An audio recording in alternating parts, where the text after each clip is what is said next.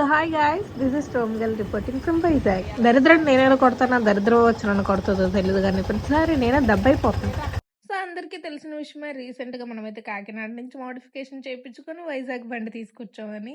చాలా మంది నేను పడిపోయిన తర్వాత నాకు వచ్చి చెప్పింది ఏంటంటే బాగా దిష్టి పట్టేసింది. కామెంట్స్ లో కూడా చాలా వచ్చినాయి. వచ్చేసరికి క్రిస్టియన్స్ అనమాట, మేము ఎటువంటి పూజలు పునస్కారాలు చెయ్యం.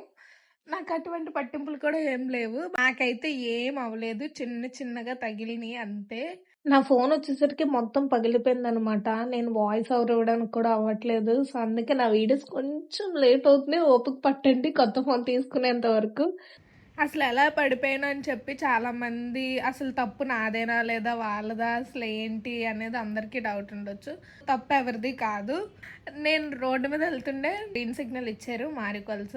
సో నేను కొంచెం ముందుకెళ్ళా, బస్ స్టాప్ దాటా. బస్ స్టాప్ క్రాస్ చేసిన తర్వాత అక్కడ రాంగ్ రూట్లో ఒక ఆటో వస్తుంది. నా ఫ్రంట్ ఉన్న బైక్ అతను సడన్గా బ్రేక్ కొట్టాడు. సో నేను కూడా సడన్గా బ్రేక్ పట్టడం వల్ల నా బ్యాక్ టైర్ స్కిడ్ అయ్యి నేనైతే పడ్డాను. సో అది నన్ను ఎవరు గుద్దలేదు, నేనే ఎవరిని వెళ్ళి గుద్దలేదు. సో అది యాక్సిడెంట్ అంతే. నాకైతే ఏం అవ్వలేదు, ఐఎమ్ సేఫ్. చాలా థ్యాంక్స్ నన్ను ఎంతగానో సపోర్ట్ చేస్తున్న మీ అందరికీ. ఇలానే సపోర్ట్ మంచిగా ఉంటుంది అని నేను అనుకుంటున్నాను.